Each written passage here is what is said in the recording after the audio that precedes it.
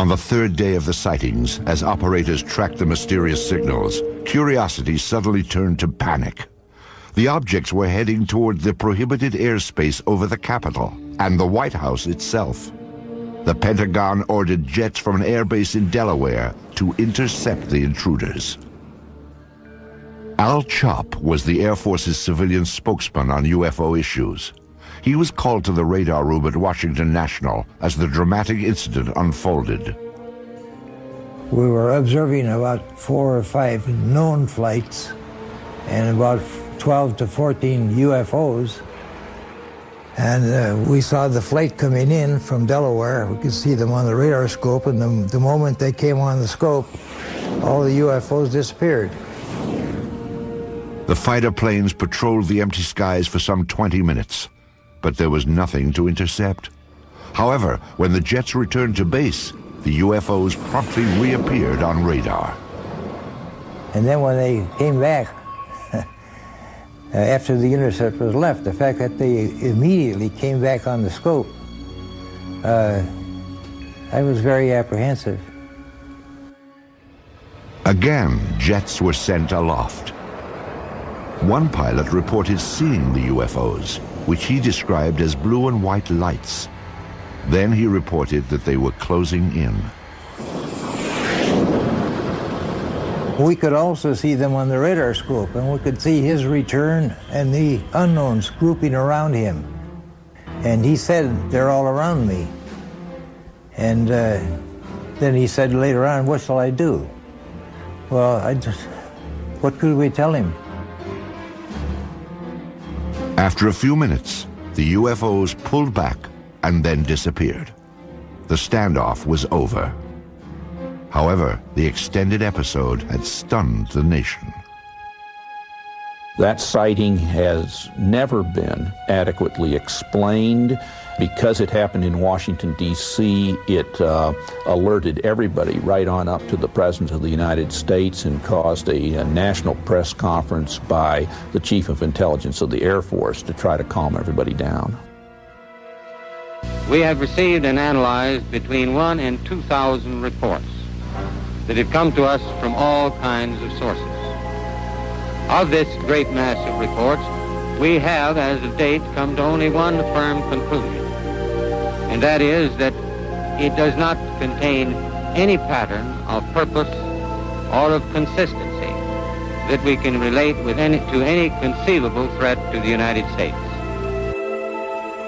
General Sanford went on to explain that the sightings were merely an atmospheric anomaly, an inversion layer. Radar signals had bounced off this layer and picked up ground images of cars and buildings. Somehow, experienced radar operators at 3 different locations had misidentified them as UFOs. The press dutifully took down the story. They bought the explanations. It was still standard practice, and it was for many years, to accept whatever the government said about flying saucers, no matter how foolish it was when you looked at it carefully. The people at Washington National Airport and at Andrews were expert radar people and personnel. They'd been there for many, many years and could easily differentiate between ground clutter and true metallic objects. I mean, if they couldn't, they shouldn't have been radar operators.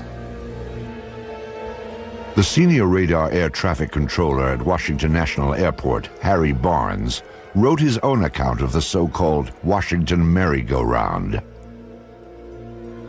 He describes the objects as making right-angle turns, as hovering, as reversing their course and moving back upon their path. One radar tracked the objects as moving at approximately 7,000 miles per hour. He had never seen objects maneuver like this in his years of being over a radar scope. He didn't know what they were. There were a few others who did not believe the objects were simply a product of unusual weather conditions. At that time, I was convinced that these things were interplanetary machines of some kind, mainly because of what happened that night in the radar room at Washington National Airport. I'm convinced that those objects were real. We don't know what they are, and we don't know where they come from, but they are there. Of course, it's entirely possible that the military didn't really believe its own explanation of the UFOs. No fighters could catch up with these things, and they outmaneuvered the best that the military had to throw at them.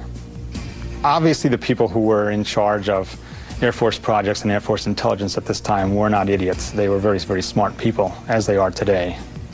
And I think they probably thought, once they appeared on Washington, oh my God, this is the holiest of holies. Now they're hovering around the White House and the Capitol. What can we do? Well, the answer turned out to be that they could do absolutely nothing. But it probably had to provoke a whole lot of consternation in official quarters. But I can't believe that they wouldn't have been interested in, at some level, trying to find out what is going on. It's a national defense concern. There was a technical report that said it's the most classified subject in the United States, even more so than the H-bomb. That's going pretty far. That's taking it very seriously. In the decades after the Washington National Incident, aerial sightings were reported more frequently and all across the country.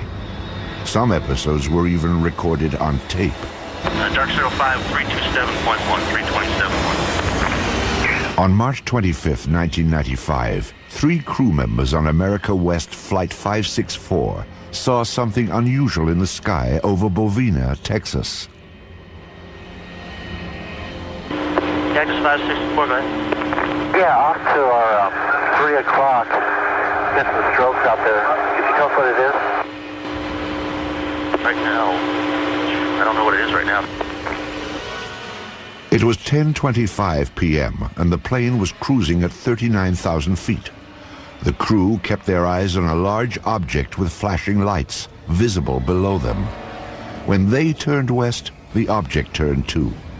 Here is the actual conversation between the flight's first officer and air traffic control. 564, did you pay that object at all on your radar? Cactus 564, no I don't. And talking to the 3 or 4 guys around here, no one knows what that is. We've never heard about that. But nobody's painting it at all? Okay, Cactus 564, say again? There's nothing on their radars on the other centers at all on that particular area, that object that's up in the air? It's up in the air? Affirmative. No, no one knows anything about it.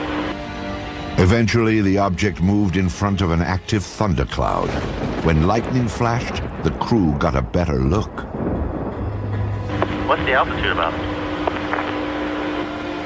I don't know, probably right around 30,000 or so, and it's with a drill that starts them going counterclockwise, and the length is unbelievable.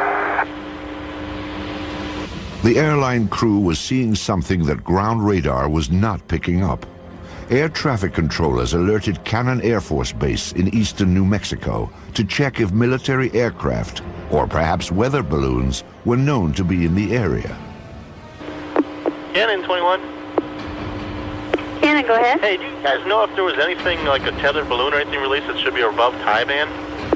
No, we haven't heard nothing about it. Okay.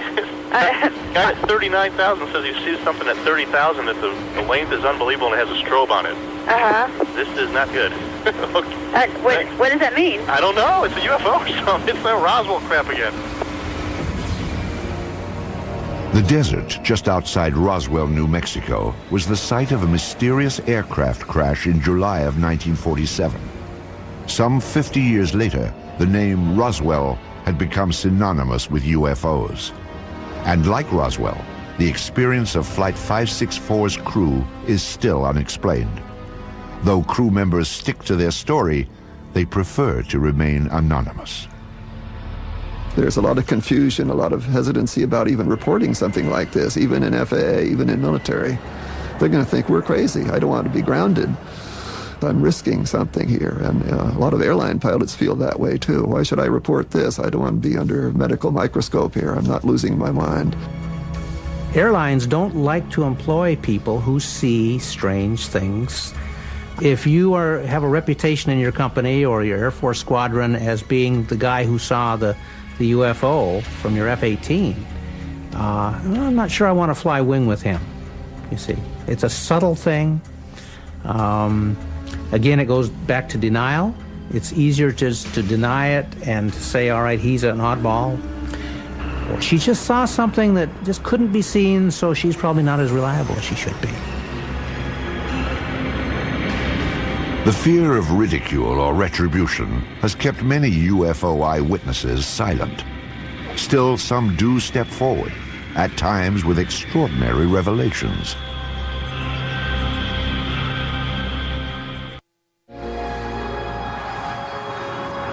Shag Harbor is a small fishing village on the east coast of Canada. It is a peaceful place where the locals focus on the sea, not the sky. But in 1967, a dramatic UFO incident upended Shag Harbor's quiet ways.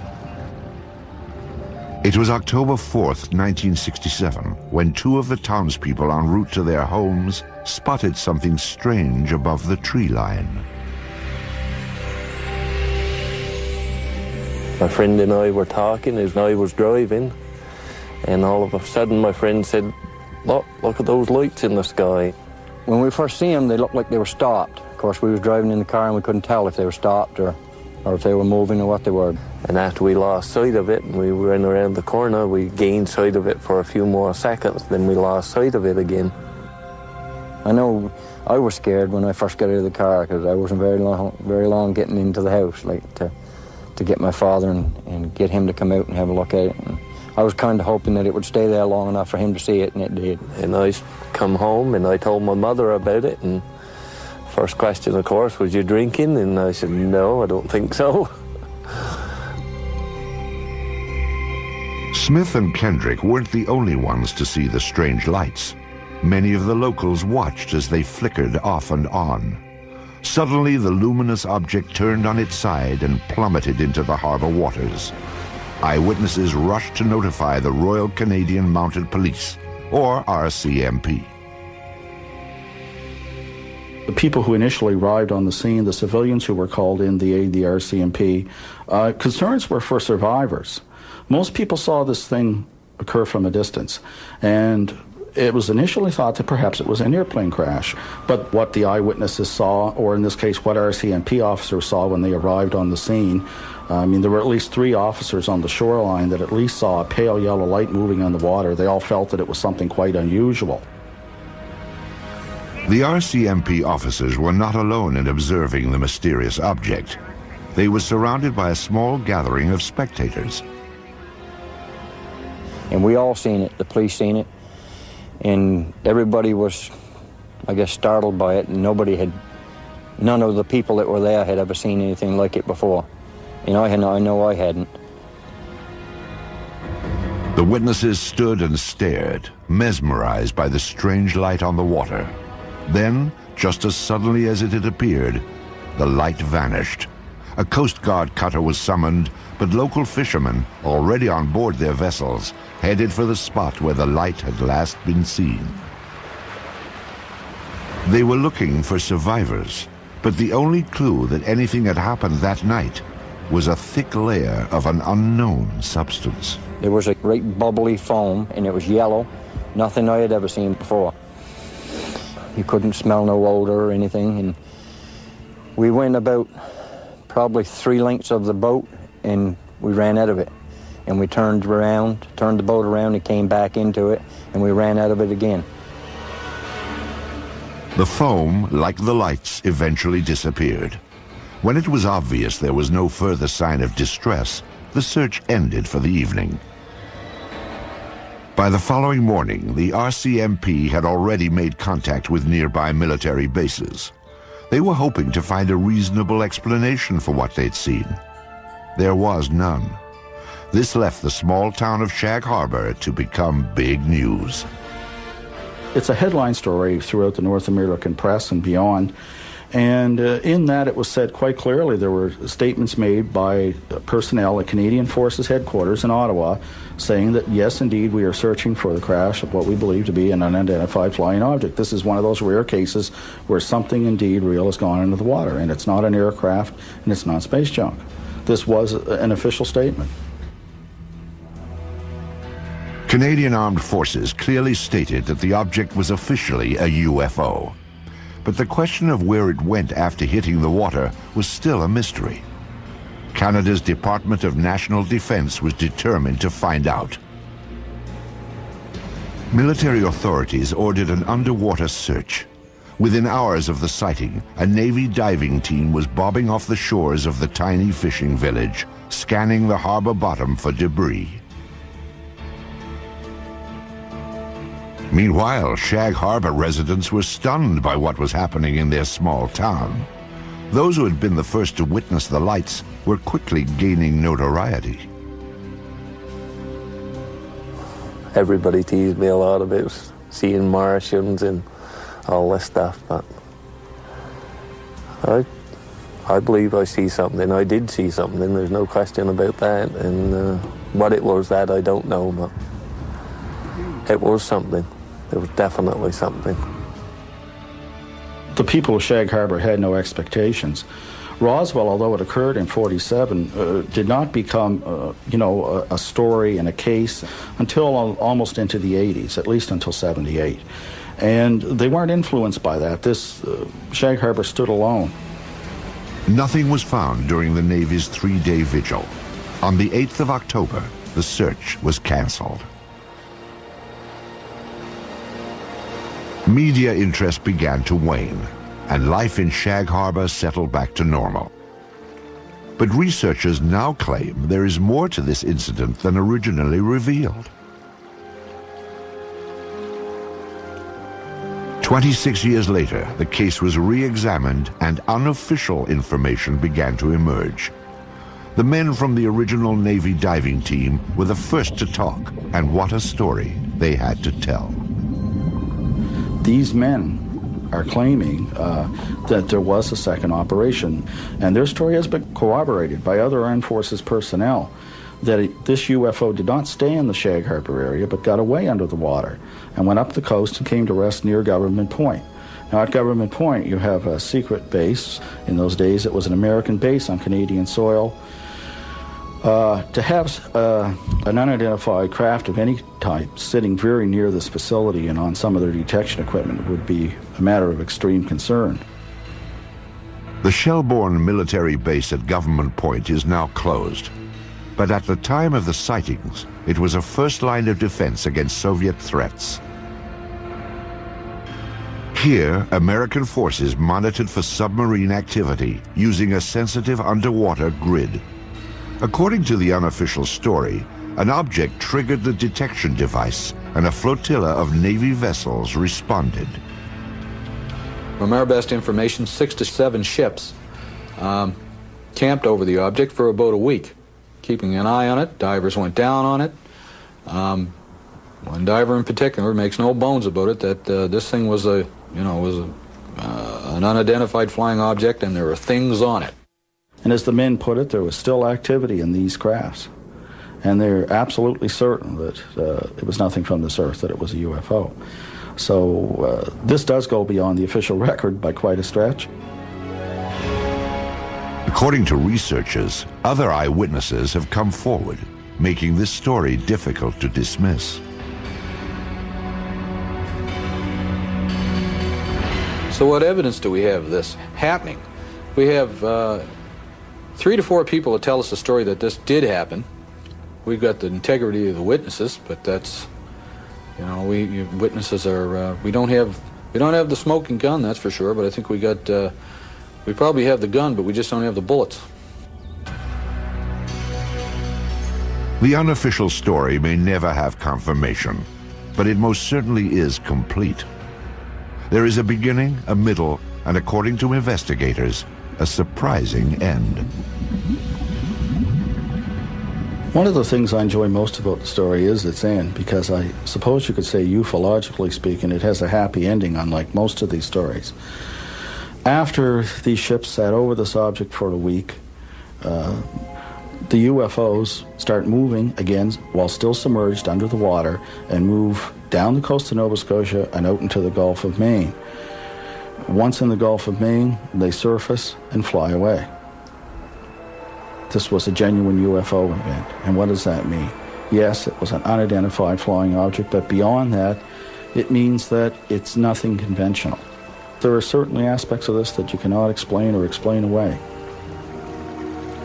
There is another episode involving a top-secret base, but this time a high-ranking officer did come forward and sound the alarm when UFOs penetrated secure military airspace. Weather balloons? Swamp gas? A flock of birds? The planet Venus? These are some of the UFO explanations proposed by the military over the years. Ironically, some of the most unusual UFO episodes have been reported by military personnel, perhaps because they are trained to carefully observe their surroundings. Or maybe there is something on military bases that is of interest to UFOs. Of all these troubling accounts, few compare with the experience of two of the world's most technologically advanced countries, the United States and Great Britain. This was Bentwaters Air Force Base, located 140 miles north of London. The Rendlesham Forest stands just outside the base. Bentwaters is now abandoned, but before the Soviet Union broke apart, it was a hub of top-secret activity.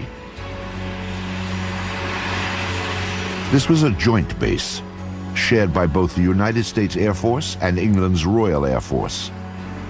It was also a place that played host to some of the strangest sightings ever reported. I think the Bentwaters case is sort of a mainline, hardcore UFO case because it involves intelligent, educated people who are used to dealing with high technology. They're guarding it and securing it on their own base. They know aviation, they know weaponry. With security police who are trained to be good observers, they have to write all kinds of reports and defend what they say. And these people were puzzled, totally baffled by what they observed. During the Cold War, Bentwaters was the largest tactical fighter wing of the free world. Perhaps its most noteworthy period came in December of 1980, when both the military and the local townspeople watched a dramatic UFO episode unfold. Some say it even rivals the Roswell incident of 1947. It was a cool, clear winter night when suddenly unfamiliar bright lights were spotted in the sky. They sort of went up and down and moved sideways. They went this way and that and moved about. And this was fascinated. So I opened the front door and walked out into my front yard and to get a better view. And my house was right at the end of the runway. So I stood there looking at them and I thought, it can't be aeroplanes because they'd landed in the forest. Suspicious activity around the top-secret Bentwaters Air Base was always closely monitored. That night, neighbors could tell that they were not the only ones to experience the unusual episode. I stood there for a few minutes to see what anything else would happen, and I could hear the commotion on the base. The wind was in that direction. I could hear people shouting, calling, and vehicles start up, and I wondered what the commotion was. 3 military patrolmen had also reported unfamiliar lights shining from within the forest. They requested and received permission to investigate beyond the base perimeter. As required, the 3 military police officers filed a report about what they'd seen. I went in to collect the police blotters, the activity from the previous day and previous night, and the desk started laughing when I walked in. And I knew something interesting happened. And he told me by name the 3 individuals and said they were out in the woods chasing UFOs all night, and laughed, as though he didn't believe it. The sighting became a hot topic on the base. Though it was a source of amusement at first, the incident was taken somewhat more seriously as the hours ticked by. There was concern in the powers to be, so to speak, on the base, not so much from the incident that occurred, but the ramifications and the distraction, I guess is the best way to put it. Because a lot of those security policemen were guarding some very, very important materials and had a very very responsible job. In order to get the base back to normal, the military brass dispatched a team of their own police to investigate. They hoped to find a reasonable explanation for the strange lights. But what they found only heightened concerns. The next day, several of the police went out to the area and did find indentations on the ground, and they called the British PCs, the British police, who came out and wrote it off as hens nesting and rabbits burrowing. The interesting thing is there were 3 depressions which were equal distance apart, and they were all the same diameter, and the ground had been depressed the same depth. Quite interesting. But the story did not end there. 2 nights later, the object returned. An American military team responded, setting out towards the forest. This time, investigators brought a Geiger counter to check for radiation, plus cameras and a tape recorder. Here is the actual recording of Colonel Halt as he encountered the mysterious object near Bentwaters Air Base. Oh, I saw a yellow tinge in it too. Weird. It appears that he may be moving a little bit this way. Yes, it's better than it has been. So, it's coming this way. It is definitely coming this way. The pieces of it are shooting off. There is no doubt about it. This is weird. Go ahead. Suddenly the object, the red object, started dripping like molten metal, just like coming out of a crucible. It dripped for, I would say, several minutes and suddenly exploded. There was no sound, just a poof, and broke into multiple white objects, and they all disappeared. Well, we were very puzzled at that time. We really didn't know what to think. In the forest, the military squad detected some unusually high radiation levels. However, they found no other evidence to explain the situation. Then, the team observed a stunning display of lights in the northern sky. The dazzling lights proved to be a mere prelude to the stunning object that appeared in the southern sky. Suddenly, the object to the south approached at very high speed, stopped, I would say a quarter, half mile above us, I can't really tell for sure, and sent down some type of a beam that fell right at our feet. It wasn't like an ordinary light that fans out. This came down straight like a laser beam. Illuminated the ground, a small circle, 8, 10, 12 inches in diameter, probably for about, I'd say, 10 seconds. Well, I was very concerned then. Are we getting a signal? Are we getting a warning? Or was this some type of a weapon that hadn't gotten us yet? Just as suddenly as it appeared, it clicked, disappeared. 3 hours later, the UFOs were gone, but mass confusion had taken their place. We were sure nobody would believe this, and I say we were all thinking, wow, how are we going to cover this up? You know, what are we going to tell people? We can't tell the British. We can't go back and tell our bosses. They'll think we've all been out here in the woods drinking or something, which wasn't true, but there was great concern. At the risk of ruining his reputation, Colonel Halt reported the incident to a superior officer the next day. He then turned in his audio cassette from the night before. After a staff meeting, the officer asked Colonel Halt to discuss the matter with the British liaison.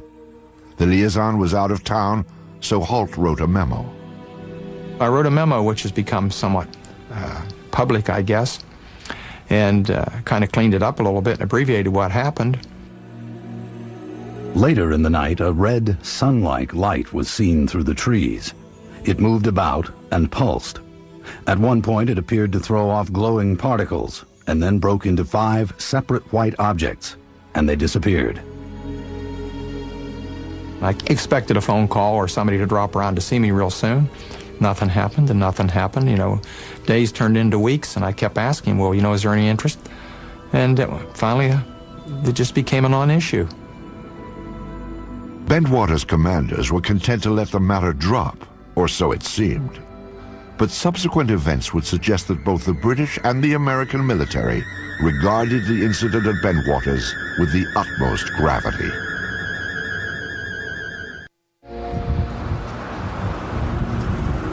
Shortly after Christmas in 1980, a series of bold UFO approaches apparently challenged the security of a top-secret airbase north of London. Lieutenant Colonel Charles Halt, Deputy Base Commander of the Joint American-British Outpost, was among the eyewitnesses. However, his reports to other Bentwaters officers elicited no response.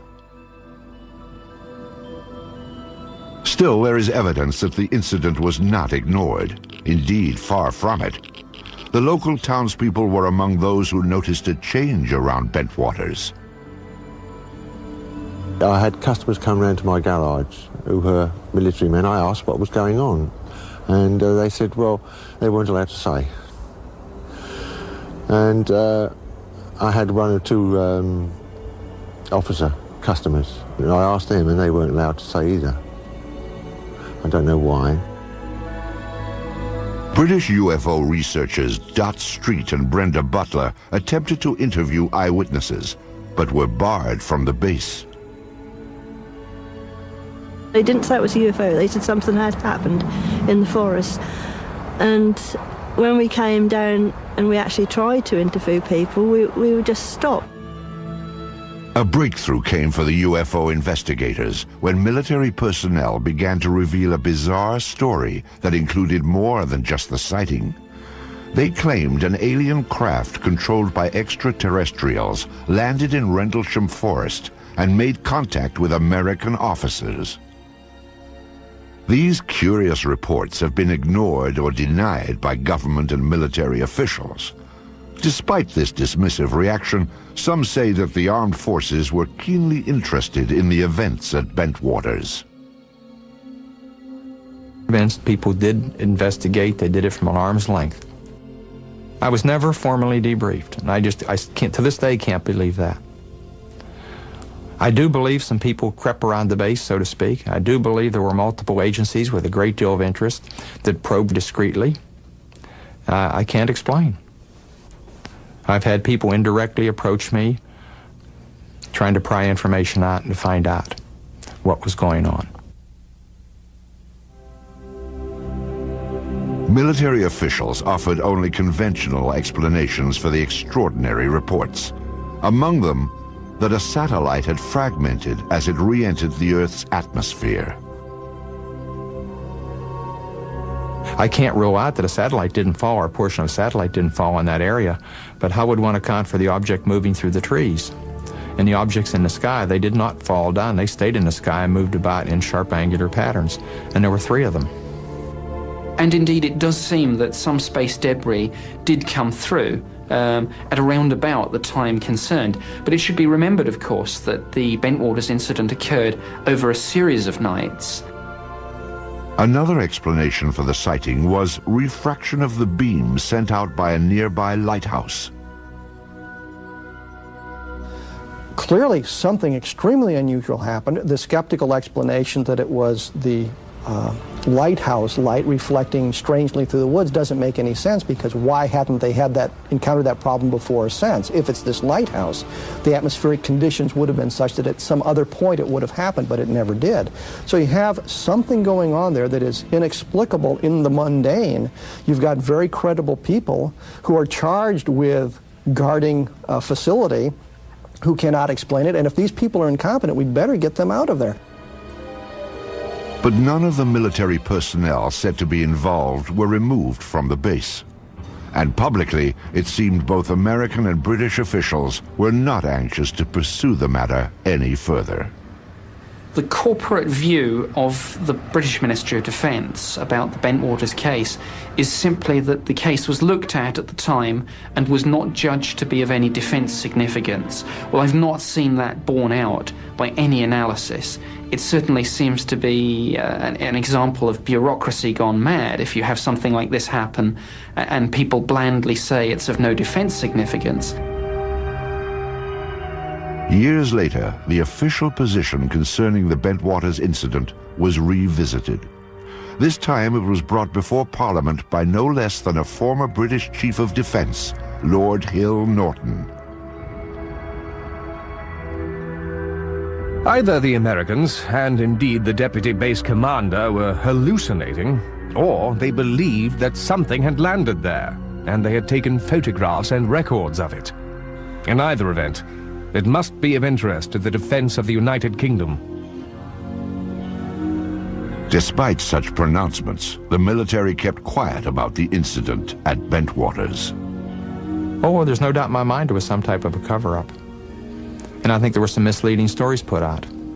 Somebody didn't want the general public to be aware of what had happened. Some 2 decades later, all physical evidence supposedly gathered during the incident is missing. No photographs have been found, although 3 separate search teams took pictures. And the military has no comment about the Geiger counter's high radiation readings in Rendlesham Forest. Perhaps the incident at Bentwaters Air Base in December of 1980 will never be fully explained.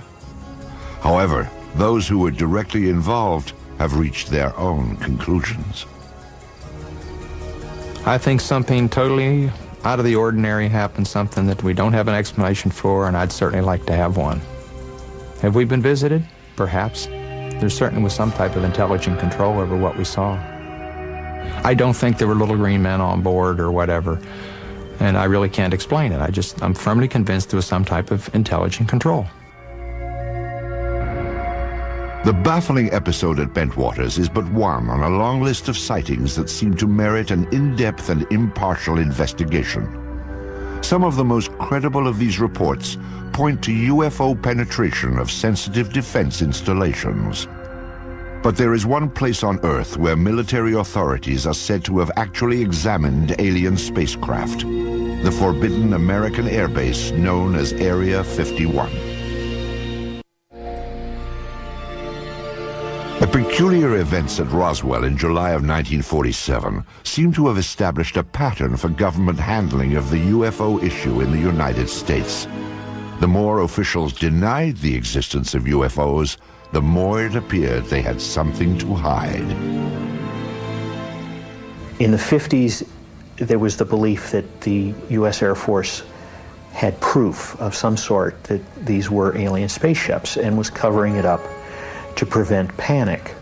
That, in fact, the government not only knows about flying saucers, but is in cahoots with the aliens, that there is a technology exchange going on. In the years immediately after Roswell, the Army Air Force designed and tested a number of saucer-like craft, but none appeared to be of alien origin, nor were they especially flight-worthy. However, in recent decades, suspicion that the government was test-flying captured alien spacecraft has begun to surface again. Attention focused on an ancient dry lake bed deep in the desert of Nevada, at the heart of the Nellis Air Force Range. It is a top-secret test site known as Area 51. There's a new body of folklore growing up around UFOs, and this is associated with Area 51, which is part of the Nevada test site. And the story is that flying saucer technology is being tested and flown in extraordinarily advanced aircraft that are being developed there. There doesn't seem to be any question that there are extraordinarily advanced aircraft being test flown there, and this has been going on for some years. Area 51 was the development site used for the F-117 stealth fighter. U.S.-operated MiGs have flown from that area. These are extraordinary vehicles, and if you had seen, say, an F-117 in flight before it had been publicized, you would not have known what to make of it. It would have been a UFO in a very real sense, an unidentified flying object. The stealth fighter is truly an incredible aircraft which few could even dream of in the 1970s. To observers near Area 51 at that time, it would have appeared surprisingly alien and worthy itself of a flying saucer report. What's really interesting is that as long ago as 1947, people were reporting the boomerang-shaped UFO, which now looks very much like what is being flown as part of the stealth technology. It is interesting that certain kinds of aircraft that undeniably exist look very much like what people reported as UFOs for many years. Some believe that the source of such technology is alien. If it is, then many trace the source back to Roswell in 1947 and the government's supposed cover-up of the spacecraft that crashed there.